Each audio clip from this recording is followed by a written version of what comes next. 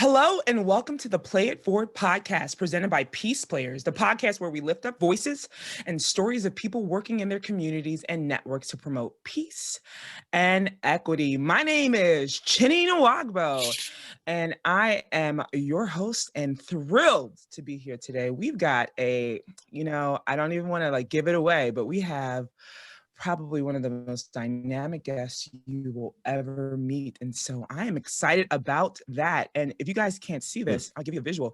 Emmett just threw up papers because he knows it's about to go down. And on today's episode, let's just get right to that. We have an incredibly special guest joining us today who will share with us the power of resilience, hope, passion, and so much more.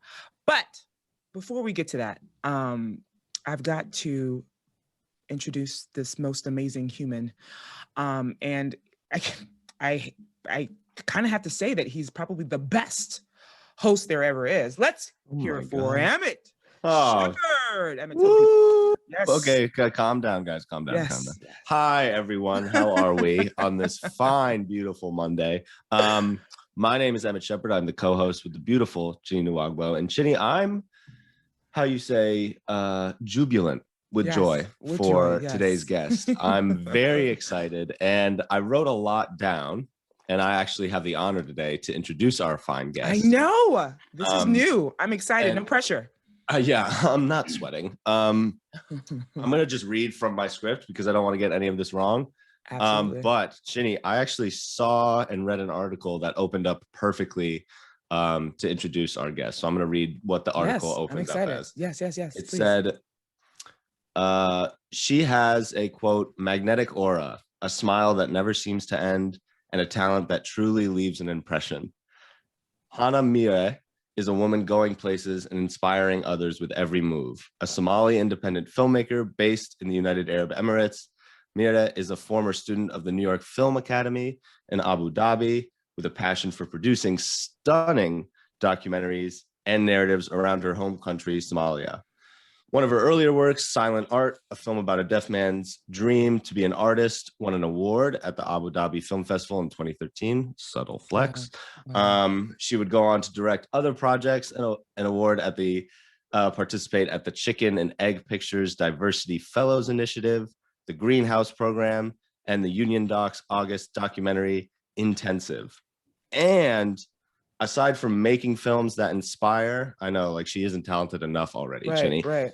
Mire is also keen on photography, focusing on trying to break the norm that photography is a male-dominated field in Somalia.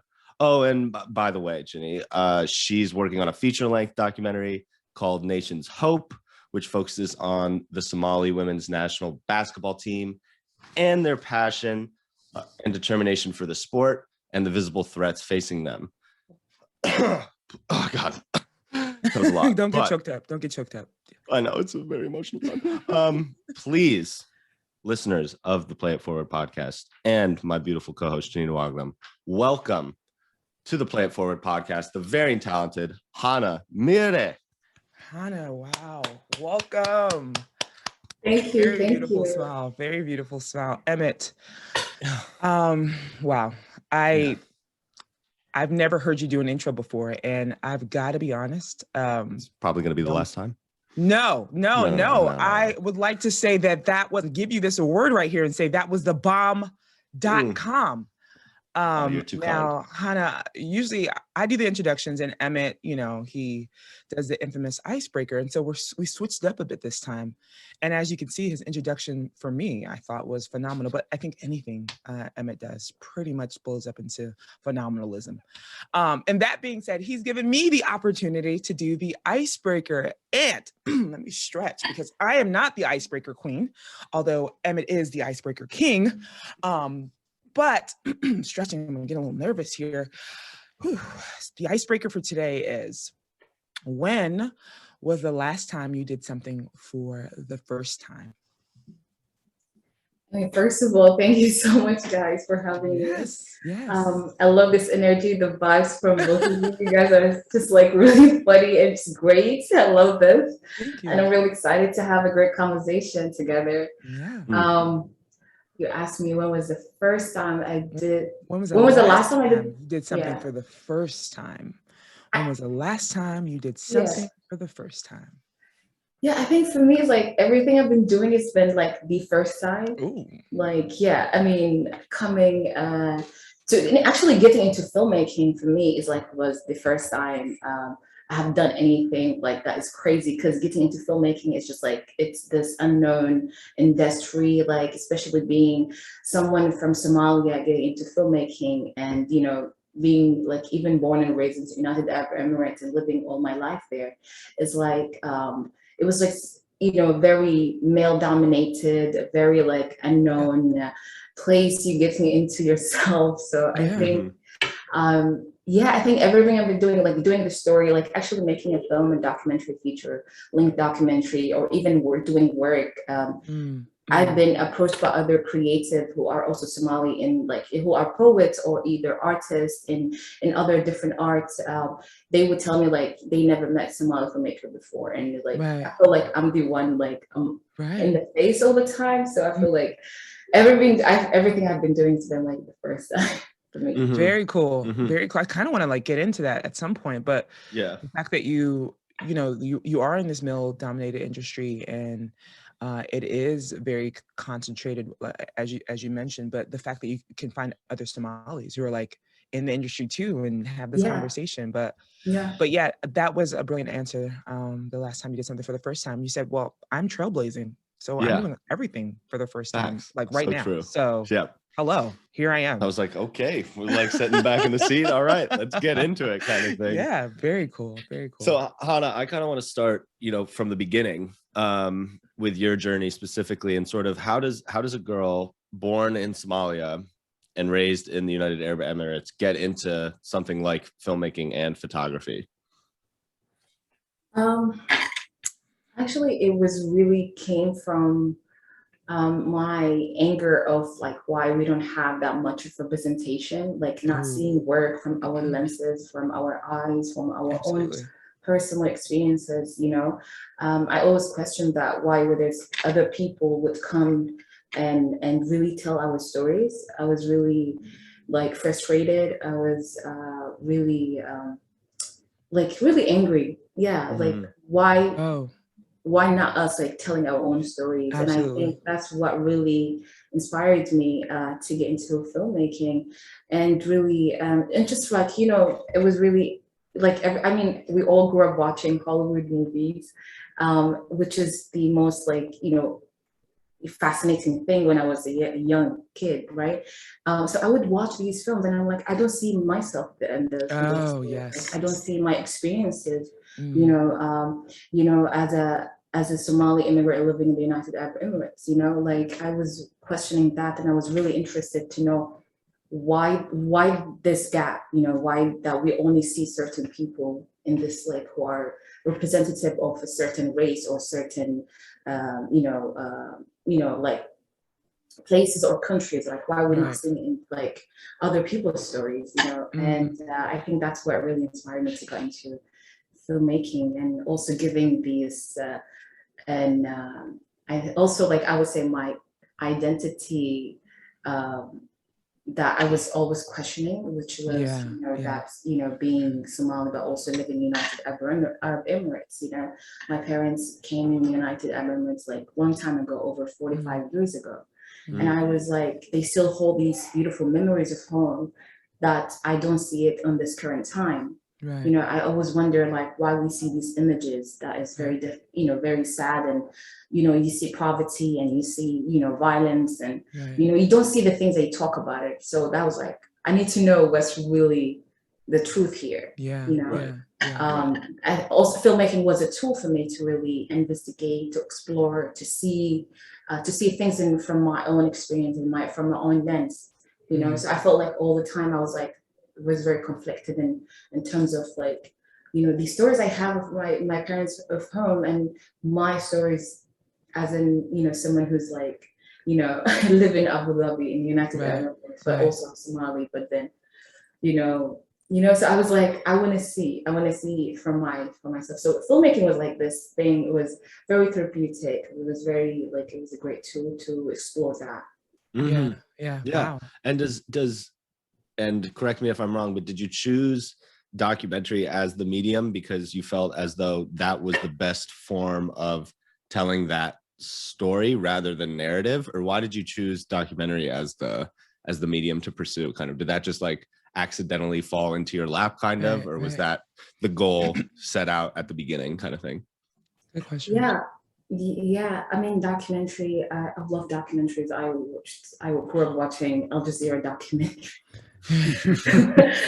So that was my first look into documentaries. I love that, you know, you can really show the real stories of people, and you know, I was really fascinated with that. And also when I got into the film school, and it was, I did the narrative as a, you know, like, because when you go into the film school, you have to do like, you have to explore both. Like, you have to do the narrative, you gotta do the documentary as well.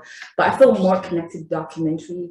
And also, like, you know, also in back in my mind, like, you know, remembering all these documentaries that came out of Somalia was really like about these horrific, you know, stories and stories of civil war. So I felt like maybe I could use the documentary that I grew up watching, seeing, like, and shift it to something that is like personal, you know, and intimate about the stories of my people back home. So I felt like documentary was a perfect form to, you know, I personally connect with, to tell a story. No, that's No, I that's amazing. And what it sounds like is that you're saying that, you know, one part of it is self-discovery, right? You're trying to find yourself within the mix of cultures and stories and all the good times that your parents are sharing, versus these depictions of Somalia and what you're seeing, what you're internalizing, finding yourself, that self-discovery through documentaries. And what's so great about it, it's a platform that everybody can see, and it's relatable. And now that image that you're looking for that doesn't look like you is out there, and someone, you know, your younger you can look and be like, oh no, there's representation, here it is. And they don't have to go on that self-discovery themselves. They can kind of see it through your eyes and make sense of it. So, and then Chinny, also just change, sorry to interrupt, but also just changing the perception of like Western ideas of what Somali is, you know, kind of thing. Yeah, essentially. Sadly, Go ahead. Go ahead. No, go ahead. No. Like when you do documentaries, also what's so great about documentaries is that it's an education, right? Not just for yourself and your people, but for everybody, right? It's a, like Emmett said, it's a medium for people who didn't know to know. And so not only are you impacting young girls that look like you or young boys that look like you, you're impacting a whole nation. So that's pretty dope. But so I want to get into this, and I'm not sure if you're aware of this, but women comprise 20% of directors, writers, producers, executive directors, editors, and cinematographers working on the top 100 domestic grossing films of 2019. And that's up from 16 to 18%. Women accounted for 21% of individuals in these roles on the top 250 films, up slightly 20% in 2018. And so what's happening here is that you're seeing these female directors finally getting opportunities. And what they're doing is now they're hiring more women in key roles to depict women in a more positive light than men otherwise would. Plots that are directly subverting traditional male stories. And I say all that to say it's certainly, like you said, and you mentioned before, a male-dominated industry. And my question is, as a Somali independent filmmaker, like you said, you're based in the U.S. Emirates and in a very male-dominated film industry. How important is it for you? And you mentioned this a bit, but I really want to dive deep into this to ensure that women are uplifted and seen and heard and given opportunities to be leaders in your films, especially with your new documentary entitled Nation's Hope, which focuses on a Somali women's national basketball team, their passion and determination for the sport, and the visible threats facing them. How important is that to you?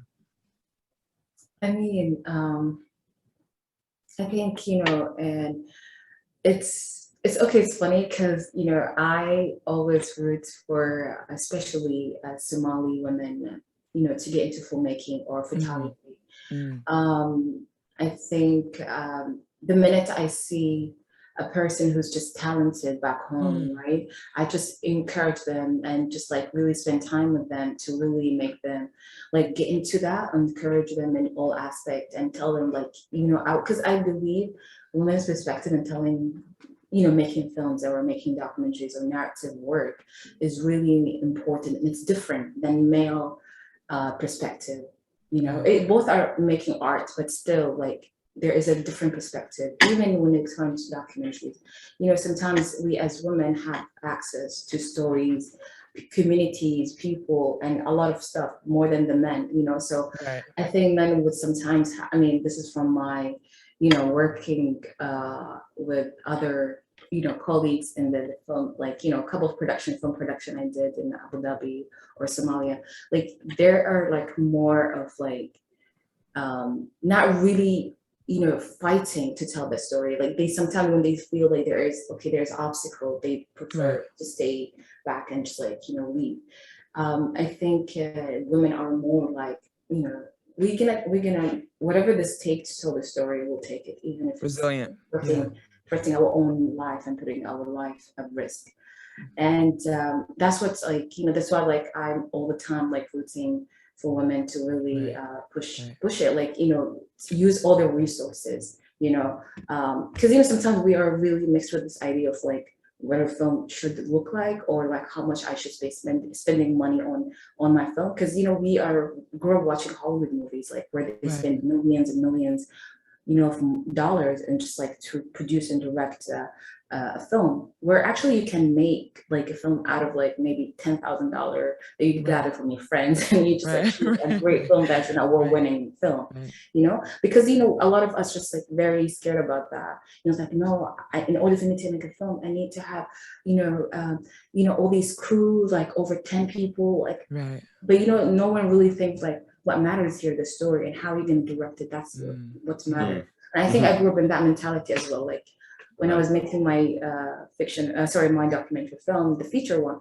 the Somali Women basketball team, I was like, oh, I'm gonna have a $500,000 budget, have all these crew members, but guess what? I was like, I can do this by myself. So it was like one man crew, like one woman crew. Okay? I got my camera and just like, you know, documenting the life of my characters, you know, and it was really, it's different because, you know, also I kind of become a character as well. I become their friend, I become a character in the film as well, you know, and they get too comfortable and uncomfortable, you know, and it's a really nice, you know, a relationship between you as a director with your subject or character, you know, that's why you get this intimate,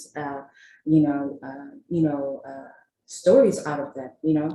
Because not everyone's going to be comfortable with the camera, right? You know, you have to build something, you know, some type of relationship. Exactly. So I think for me, you know, it's really like, especially in this documentary film, Rajada Dalka, Nation's Hope. As I said, you know, I had this idea of how I'm going to do this film, but you know, when I realized like, no, actually I can do this by myself. Also, like we in the film school, we also were taught that, you know, you need to hire men in order for you to do these films, you know, you need to have like some like because you know, if you or I as a woman, you cannot do much. That's what we're like, programmed to be told. I mean, that's how we program.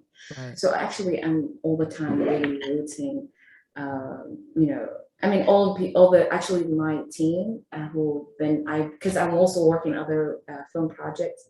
I'm working with female directors or producers or editors. Like that is my, you know, I think it's really, our perspective is different. It's really, really different, and it's really important. And it's not there, you know what I mean? It's still, the industry is very, very, still like 20, even this year, like it's still male dominated. You know? Wow. I you know, go Jenny. I have so many questions that are bubbling yeah, up, you know, so I think it's so amazing. A couple of things here. So you're breaking past the barrier of this internalized and digested misogyny, right? And you guys are developing a name for yourselves. And the part that I just want to talk about, and then Emmett, all yours, is when you mentioned that women are I'm going to say it like how I would say it, the true leaders here. They are sacrificing their lives to get these stories out. And they are what Emmett would call very comfortable with uncomfortable conversations, Yes, using platforms to absolutely. really promote the Mhm. story, as opposed to their male counterparts who are just like, you know, when they're stopped, they're okay, no problem. Yeah. I'll take my hands off of it. But wow. Oh, goodness gracious. Mhm. I just heard so much. I just didn't know what to do with myself. Okay, Emmett, all you, No, all you. no, no, no. That's exactly what I was going to Wow. say.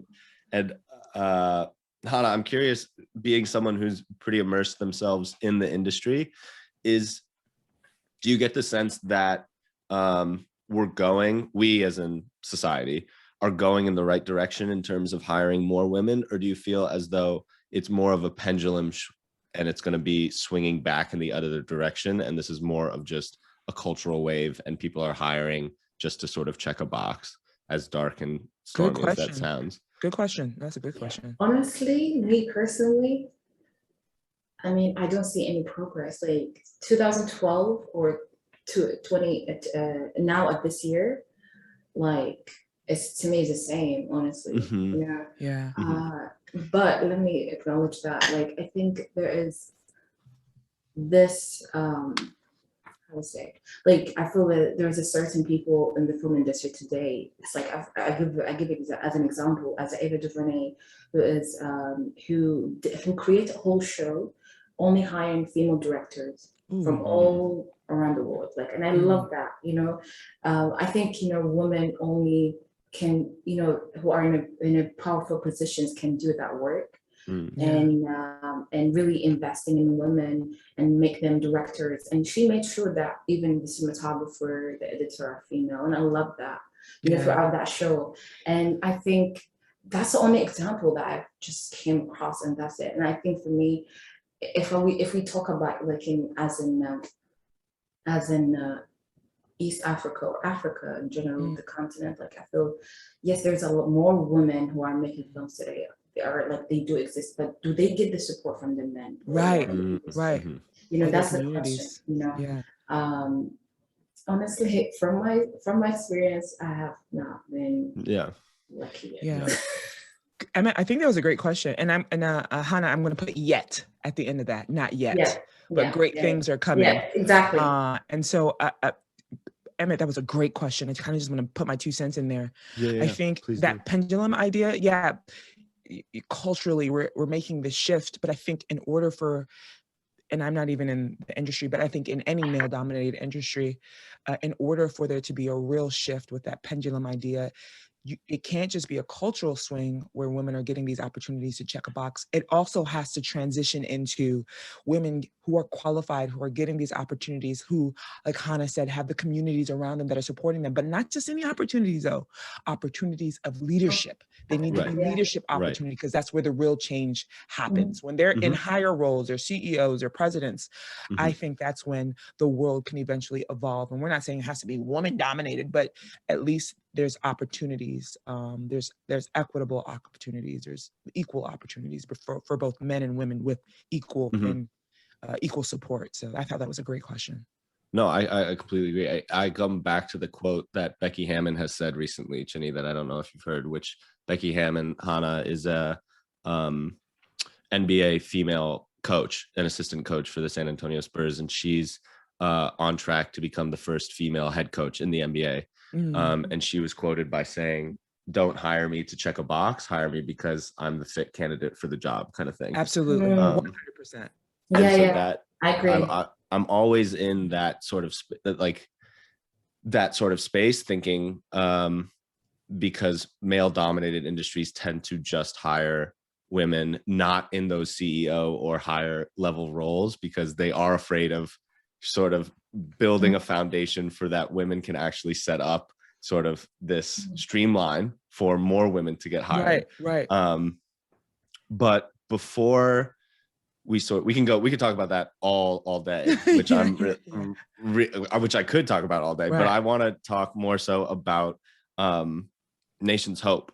Hana, and for our listeners who don't know what this documentary is that we keep mentioning, what is it, and why did you feel that this story needed to be told? called Rajada Dalka, which means Nation's Hope.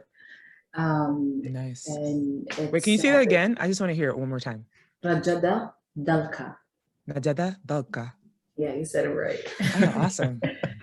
I like using, English is not my language, so I feel like using my native language as, to describe, because that's the name of the film. And it's just funny because a lot of people told me, change the name. Like, no, I'm not changing the name. It's like, oh, we're going to make it easy for the, Western people. It's like, no, I want to make it hard for people them. who need to pronounce. Yeah. It's easy. It's easy.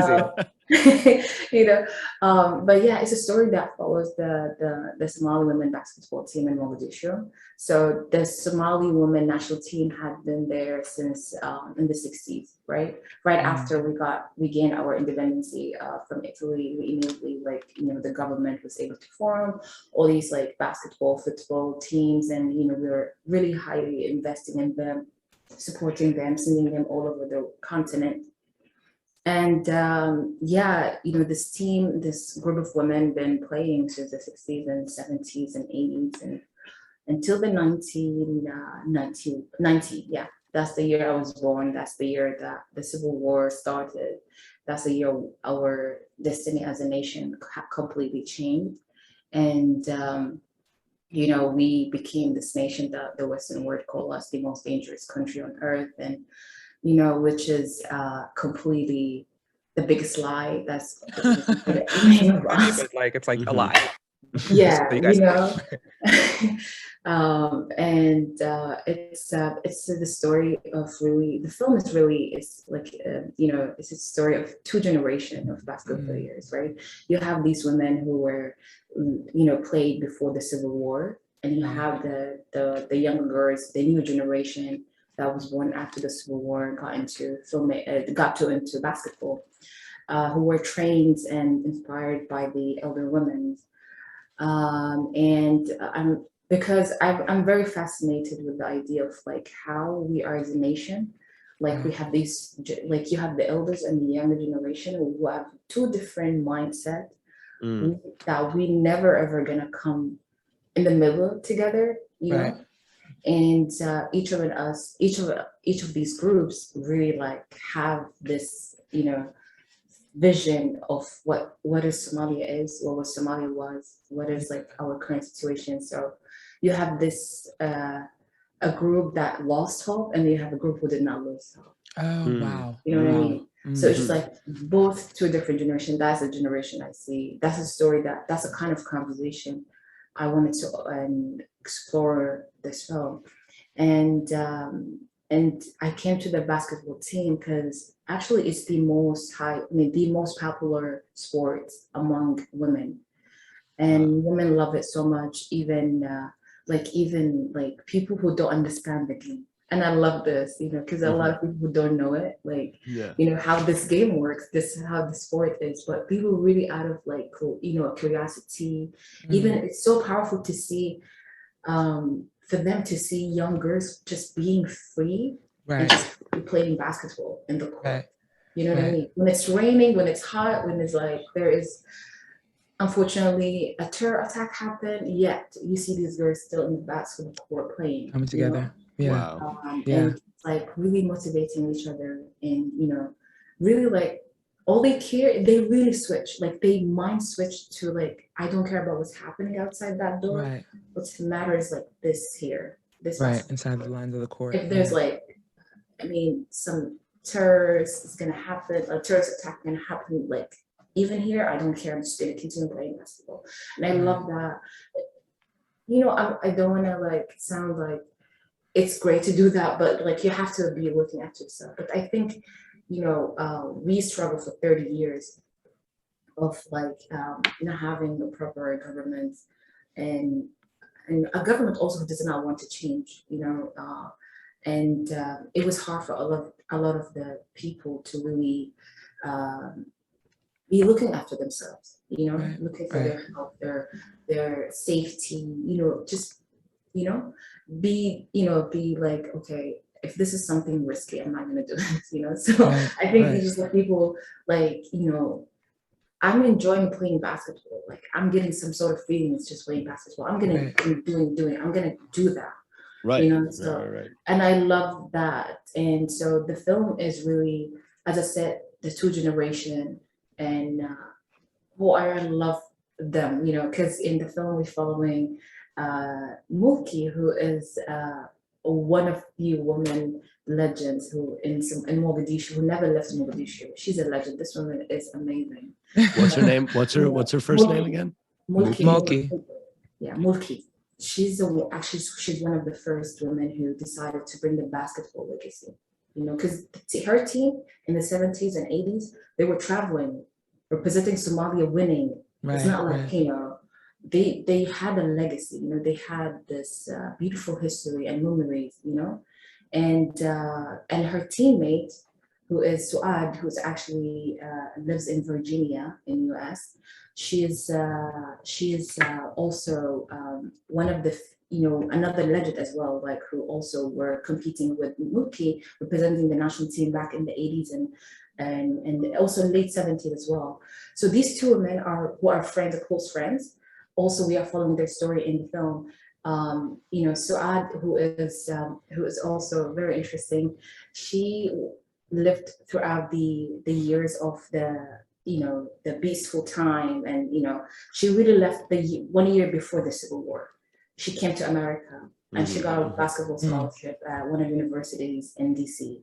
And so you have these two friends who lived together, you know, traveled together, you know, representing Somalia, and both of them, one is an American and one is who's like Somali American, the other is Somali in Mogadishu, and how they both come together to bring back the legacy, inspiring these younger girls to really like inspire them in a way that, you know, reminding them of the good days, basically. Yeah. You know, but still some of the girls be like, yo, listen, this isn't the past, okay? We live in this current time. Can we live this current time? Like, can we live this moment? You know, we are facing this. We are facing terrorist, you know, threats. We are, you know, we don't have support. We don't, like, all the money goes, like the sport minister, they spend all their money on the male teams, you know? So for them, they don't get anything. It's only these two women who's really pushing everything for them, you know? But also they don't understand each other, you know what I mean? Like, it's just like all of us got together in this basketball. We all love basketball. We all like passionate. But then how we gonna all meet in this middle point here? No, that's amazing. It's amazing. It's always very hard, right? And I don't know if Emmett agrees with this, but it's kind of similar to the war on race in the United States, right? I think there's two groups. There's one group who's like, okay, let's stop talking about the past. Let's move forward. And there's other groups who are like, well, in order for us to move forward, we must first identify and understand the past. And so bringing the older generation with the newer generation and trying to find that middle ground to tell this story is, I'm sure I have goosebumps right now. I know it's going to be an amazing story. So very cool. Very cool. All right, Chinny, I have so many more questions, but I think we should do a quick exhale before I dive right back in. Ooh, yes. And what Emmett means that by time. Yes, there you go. I was waiting for it. And what Emmett means by a quick exhale, he is talking about that dun da da da, the lightning round. So Emmett, please tell her what the lightning round is about. So Chinny, I think I'm gonna have you go through it as well because you did the icebreaker, but I'll give her the rules and then you will be leading it. So Hana, very simple. We're gonna ask you a series of questions and you'll have only 3 seconds. 3 seconds, that is. Oh God, I talk too much. So no, it's perfect. And don't worry, we'll judge you heavily on each answer. No, I'm just kidding.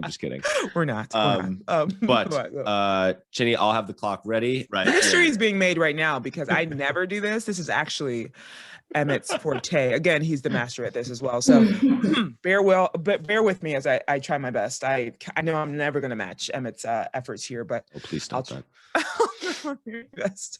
All right, are you ready? Clock ready, Emmett? Yeah, I got it. I got the pen ready and the clock ready. All right, here we go.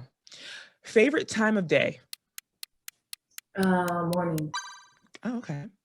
Favorite meal of the day? Breakfast, lunch, or dinner? Pancakes. She favorite got specific. She I got like that. specific. Okay, so you're saying breakfast is your favorite meal of the day? Yeah, breakfast. Okay, breakfast. Okay, awesome. We'll take it. Sweet or salty food? Salty. Oh, nice. Scuba diving or skydiving? Scuba diving. Okay. Mm-hmm. You know, most people say neither. Well, no, thank you that's for, not an acceptable choosing answer. it. Yes, thank No, you. it's not an answer. Favorite sport?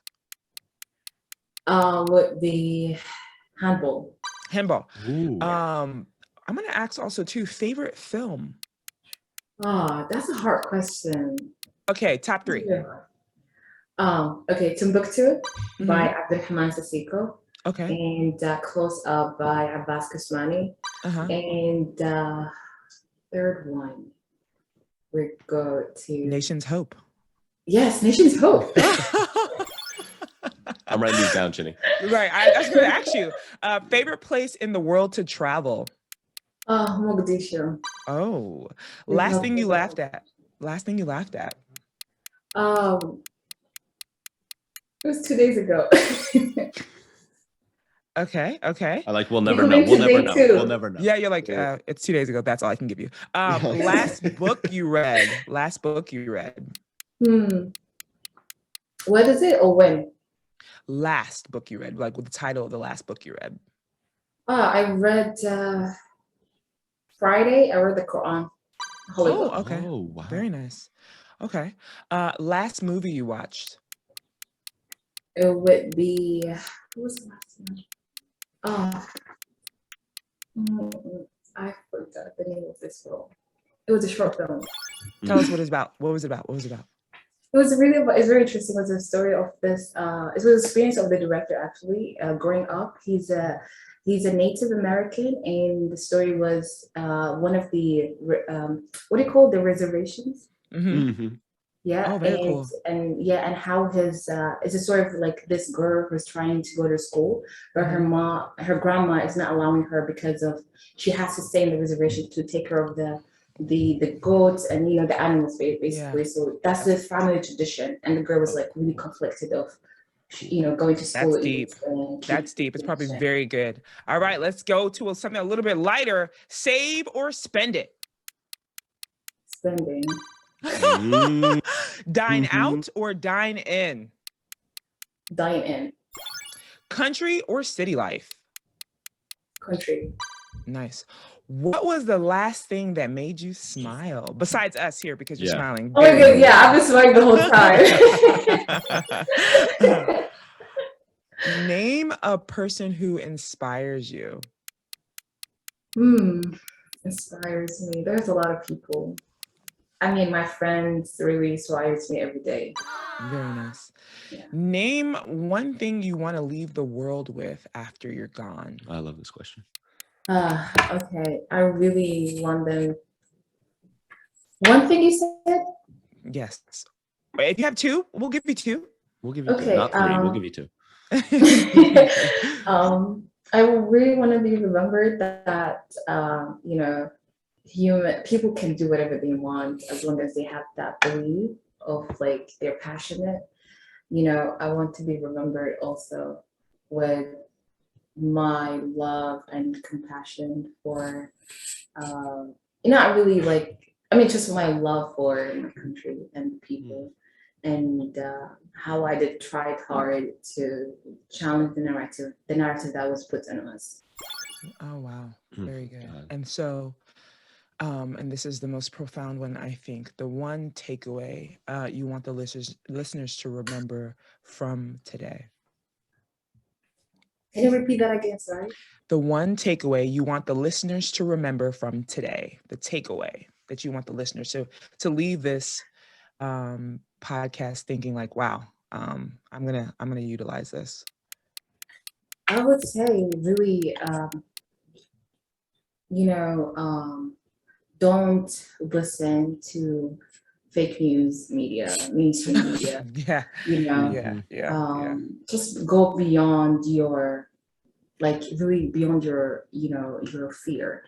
Right. Because I believe that a lot of us really stuck in that fear of not doing anything because people or media told us, oh, don't go there, don't do that because it's very dangerous, risky. You know, you have to go through, I mean, you have to do it and, you know, explore it by yourself and Very build cool. your own Yeah. experience. Yes. Because, you know, that's what really happened. My Yeah. family were against me to go to Somalia at first place. Mm-hmm. They were like, no, you're not going back. It's too Yeah. bad there. Like, no, you know, so I just got my passport, got my ticket, peace out. Yes, fearlessness. I like it. Yeah, and I was amazed. You know, all my life I really thought that we're not humans.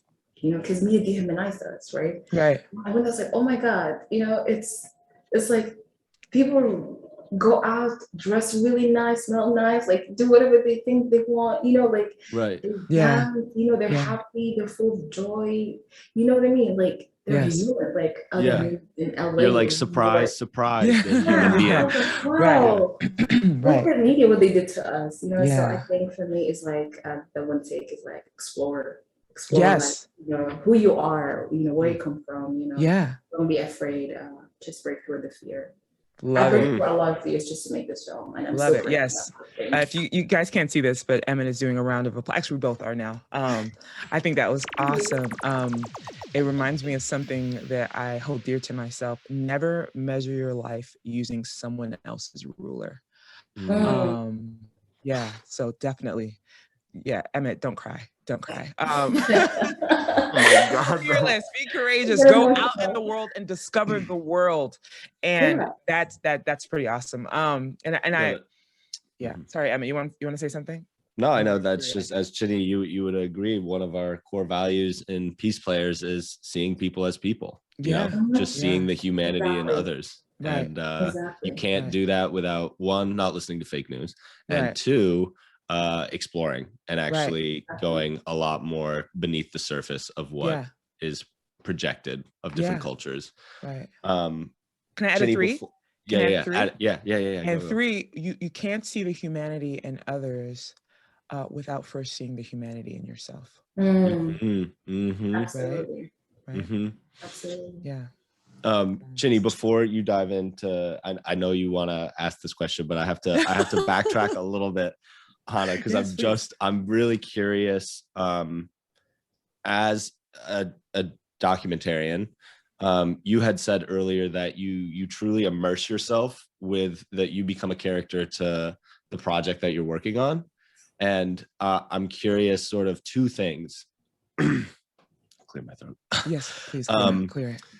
The first is, when you are immersed in that project and that project is going on, what is that relationship like when you're trying to be an observer, specifically with your project, having it be so close to who you are as a person, being back in Somalia and working with these amazing, beautiful, talented women, but then also experiencing the blatant misogyny, the violence towards them as well. What is that relationship like for you, being the documentarian, but then also being the Somali woman, if that makes sense? And then the second part of that question is, once the documentary is over and sort of you're done being immersed into that world, is it hard to say, close the book and kind of move on to the next thing? Or is it always going to be sort of an open book for you and sort of a part of you forever,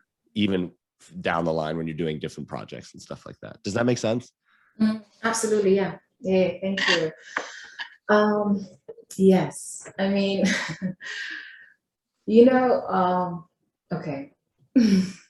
I'm remembering a lot of memories now.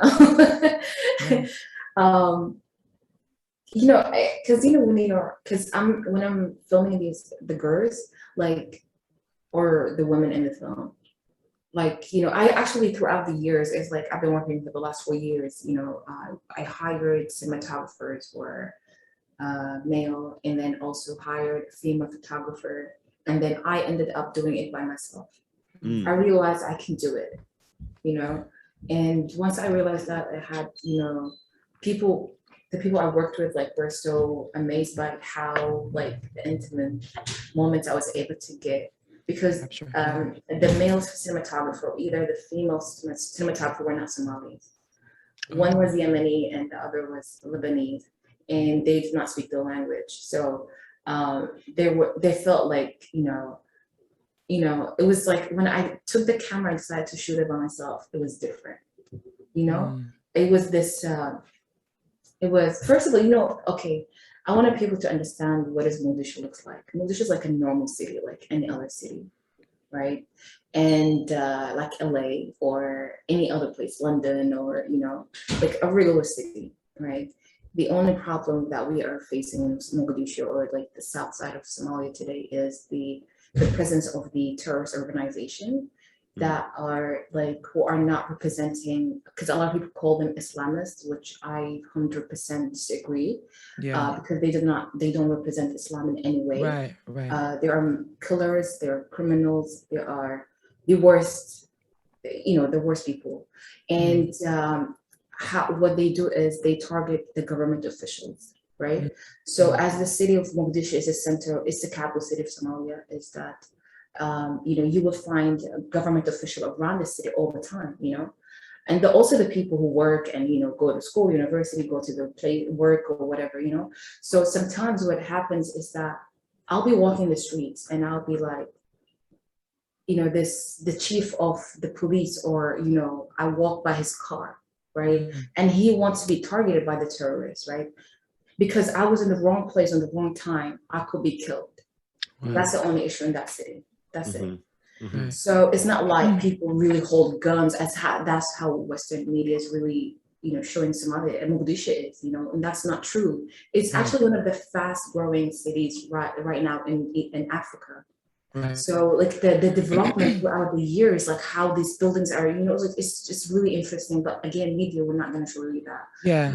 We still want to be in, like, people really want us to be in this box. Like, no, you're not going to change, the progress is amazing, right? But again, there's like these moments, like, you could be in the wrong place in the wrong time, right? And me filming, because what happens when I started holding the camera and decided to follow my characters throughout the city and their life, and I became kind of a character, and in a way that I am, you could hear my voice, because this direct interaction between me and my characters, right? It's like, no, Hannah, we're not going this way. No, Hannah, be careful, you could hear them saying, Hannah, Hannah, right? So it's just like, I'm also part of the story, kind of, And the thing is with me is they know this about me. It's like the minute I hold my camera, it's like, I don't see anything else. I see what's in my frame. And I make sure that I capture everything. And then sometimes, like, I do put an intention, I do put myself in places of risk, as I said, like, it's a great relationship, but also, like, because I'm Somali, I was able to get very close moments of these girls and how they live, they really live like normal life, like other teenagers. You know what I mean? It's just really normal. Trust me. Like, a lot of people, when they saw the footage, be like, "No, this cannot be real." Like, how this is actually normal. There's same teenagers in Kenya or in Nigeria or in London or in, you know what I mean, like in New York. The same teenager life they live in. They go to party, they have boyfriends. You know what I mean? Right. So sort of joy in life, regardless. People are like, there's no way they can be human. There's no way. They're just like normal people. Yeah. It saddens me actually too, because I know Hannah, you're using the word normal, and it's like, really, we use that word for like Westerners, for people to understand what we're talking about. And I would even just take the word normal out. What is normal? There's no such thing as normal. Exactly. Yeah. Right? We're painting this image of, oh no, we're normal because we have to prove ourselves. But no, the city is like a city. It's what it is. And everything, exactly. And everything you said about the city is the thing about being here, and for me being in the United States, and I'm Nigerian American, right? My parents are Nigerian, is that the same things that happen around the world, just like you described, they happen here in the United States. Exactly. Right? Thank you. It's just, we have a better way of politically putting that type of news, right? You're saying that terrorists attack the government. I mean, look what happened. Okay, well, I don't want to go back to what happened earlier this year, but Yeah. Exactly. So Yeah. I'm with you when you use the word normal, because I'm like, yeah, I know what you mean. Because you're like, they're normal teenagers. And I'm like, if only we can get to a point where we don't have to tell people that they're normal and they can just understand that, again, a teenager is a teenager. A city is a city. And we don't have to define that to people who are listening. So I thought that was awesome. Yeah, absolutely. They're really humans. Like, you know, and I love actually shocking Western people when, you know, when I was like, you know, showing the film for like you know, for financial support, like funders, or, you know, like they were like, oh, this, you're really opening our eyes, and something like we never thought will is actually normal, you know. And the let's be honest, like there's no such a safe place. Right. There's no such a safe place. Like, you know, No. there's a danger everywhere. There's this, you know, it's like if there's two, you know what I mean? So there's safety, there's a danger everywhere. Like, you know what I mean? Even in United Arab Emirates, people think it's like the most safest place. Yeah, there is a danger, but it's how media will show it. That being said, I want to say that at PeacePlayers, we use the transformative power of sport to promote peace and equity. And I don't know if you know that that's what you're doing, but you're taking this transformative power of sport and you're bringing centuries of Somalian women together, and you're having this conversation and you're telling this story. And what I love about your work is that you essentially do what we do, and you are making it your job, your duty, to lift up these voices and stories in their communities and networks who need a platform, right? We need the platform. It's not that people don't want to tell the story, it's that they need the opportunity to have a platform to tell their story, and to shed light on what's going on in their everyday lives. And my question is, how can young listeners continue to ensure their voices and stories are heard and shared, even if they don't visibly see that platform right in front of them? How can they continue to use their everyday lives to share their stories so that they can change what's going on in the world, what's going on in Somalia? How can they, you know, sometimes people feel helpless, right? I can't share my story, I can't do this, but Hana, you did it by yourself. So I want you to let our young people hear just some words of encouragement on how they can continue to tell their story without having all the resources in the world and having all the support in the world. Tell their story in a way that can evoke change and make their tomorrow much better. Yeah, I mean, I think our phones, it's all with our phones. Oh, you better talk. Yes, 100%. It's like you can make a whole film with this phone.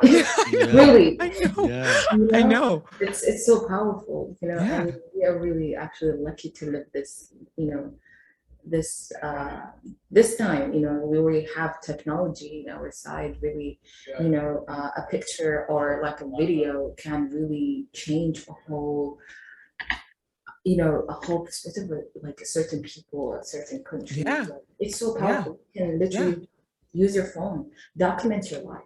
Yes. You know, when you go out, when you just like having fun, even when you're sad, you know, like as a like that humanity that you have, you know, with the simplest thing, the iPhone that you have, or it could be Samsung or anything, any kind of phones, like just, you know, that's how it starts, really, you know, because again, people will think like, no, you should not be making a film with phone. And I was like, no, you can. There's a lot of films that got an award-winning, and there's a lot of award winners, like films that was made by iPhones, really. And it's so powerful. Yeah. Continue to document the truth. Just documenting your own truth. And that's how it really starts, because it's important. That's how it's gonna reflect, you know. And I think you know, my work is really, really centered on Somalia and Somali experiences in the diaspora. And it's never easy, you know, because our people really are afraid themselves, you know, of the power of the camera itself, you know. They will tell like, oh, are you one of them? Yeah, I know you. I see you're Somali, but like, are you one of them? Like, were you gonna take my picture in my misery and my looking terrible and just like post it? And people were really traumatized. I was having a hard time really to convince people. Yeah, especially in the story. There was two journalists came from a European country. Were guys who were not Somali, where they were Europeans men, and documented the story of the girls I'm filming, and they disappear. They filmed them, they disappeared completely. When I approached them, they said, Hannah, this is what happened to us. And I'm like, wow, like I said, let's get to know me for who I am, you know? We shared our stories. And like, oh my God, we're actually the same. Like you break through a lot, and we breaking through, you know, we breaking through a lot of things here in Mogadishu. I was breaking things back home in Abu Dhabi, you know, and for them, it's like we really relate in that aspect as a woman, really, you know, like just like doing everything that we want, basically chasing our dreams. You know, because my dream is filmmaking, their dream is playing basketball freely. No, I would just add before we all get out of here, and before we ask Hana for her plugins and all the good stuff where we can find her, you young people listening, I think it takes a lot less to invoke a change in the right direction. And what I mean by that is just you can just show a glimpse of through a window of what your life and what your culture is actually like, and that has huge ripple effects and ramifications for the rest of the world into seeing the humanity and just how human everybody is. And you don't necessarily need to do what Hana did, which is basically on her own create a whole feature-length documentary. Nation's hope. As she said, you have basically a little movie set in your pocket, and you can do very simple things, very simple daily vlogs to just show, hey, look, we're all the same people. We go to the grocery store, we walk the same, we run the same. We have beaches, we have mountains, kind of thing. I don't know. That's my 2 cents, Chinny. No, I like it. I like it. No, that we all have commonalities and that we share, and that we can give our story a platform by giving it legs, right? Social media is the legs of the platform. And I would just add, if you don't want to do that, right? If you don't want to share, it doesn't have to be as profound as even that. It could just be making sure when you're in a place and you hear or see something that you're against, having a voice. A safe voice, but having a voice, or even writing down your story, right? Because maybe everybody doesn't want to film it, but write it down, make it something that's a journal that you can share with your family for the years to come. Something where there's history there that somebody can read and have hope. Nation's hope, that is. Nation's hope. Hana, Emmett, that was a great job tonight, Milgram. No, Good job. That was all you, Chinny. I'm just throwing the lob to you to slam it down. But and I'm slamming it. Hana, thank you so much for joining. Oh, do you have something you want to say? Yeah. I forgot. Actually, I forgot to answer one of your questions. Just remember it. I've asked this. Yes, please. Sorry. You said where it's going to be beyond the. Once I finish the documentary film, which is a Dafka, what was going to be my next thing, right? I think my relationship with the characters in my films, who I consider friends, would not be over once the film is finished. Like it's not going to be over. I really want them to travel with the film, because I really want the film to be a whole experience. You know, it's not like a movie, like you go to the movie theater, watch, or film festival, you see it and that's it. No, I want all my cast to come in and really engage with the audience and give them their space, you know, until a couple of years. That's what I want, and that's what I told them, actually. And I think it's different. It's really powerful when you see a film and then you see the characters in the film like there. It's really powerful. Like oh, I agree. Absolutely, I very much agree. And so where can people follow you specifically? And then also Nation's Hope is currently in post-production, correct? So I don't want to, we don't know when the release date is, so to speak, but is there some sort of information they can gather or look up to find out more about this feature-length documentary? just sort of any plugs to follow you and follow this journey of this film, sort of, please let the listeners know. Yes. Yeah. Yeah, I mean, yes, the film is in post-production. It's gonna be released very soon. And definitely I'm gonna be sharing with you guys. Awesome. Yes. Red carpet. Yeah, we'll come to the premiere. Don't worry about it. I've got my dress already. It's on the way. So much.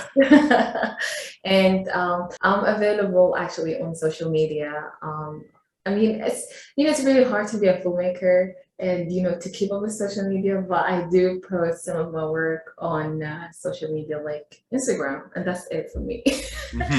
What's your Instagram handle? What's your Instagram handle? It's Hana, HANA.FAB, FAB8. Okay. 8. Nice. Yeah, I'm writing that on down. Instagram.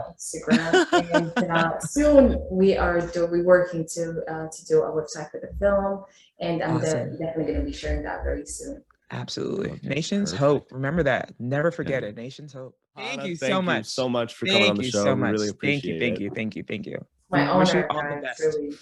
It's really my honor to be with you guys. You guys are amazing. Thank you so much. I really enjoyed my time. I didn't even feel the time actually. No, it was perfect.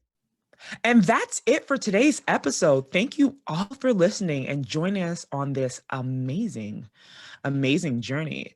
If you like what you heard, we encourage you to like and subscribe. We've got so many more conversations and stories to share in the coming weeks. And we hope to have your listening ear, heart, and so much more. Like I always say, share with a friend, please. A special friend. Any friend at all. Please share. I mean, we'd love to expand our reach by you sharing the stories and getting people's voices out there. Emmett, you have anything to add?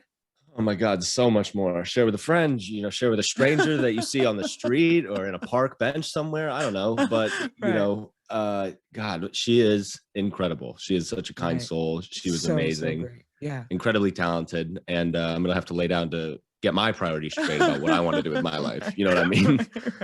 I think you can learn more about, PeacePlayers and what we do by visiting our website and following us on social media, mostly at PeacePlayers International. That's on Instagram, Facebook, Twitter, LinkedIn, YouTube. You know what I'm going to say. MySpace and Tumblr. I'm just kidding. Just kidding. And I got to get my suit ready for the red carpet. Are you ready, Chinny? We're gonna go see Nation's Hope soon. We've got quite a few invitations from all the shows, and I'm just preparing myself. So this is writing awesome. all of them down to make sure that we get those invitations. You know what I mean? Right. But I'm gonna go lay down because I need a. Right. Well, enjoy because you lay down quite a bit. So yeah. Thank you. Peace.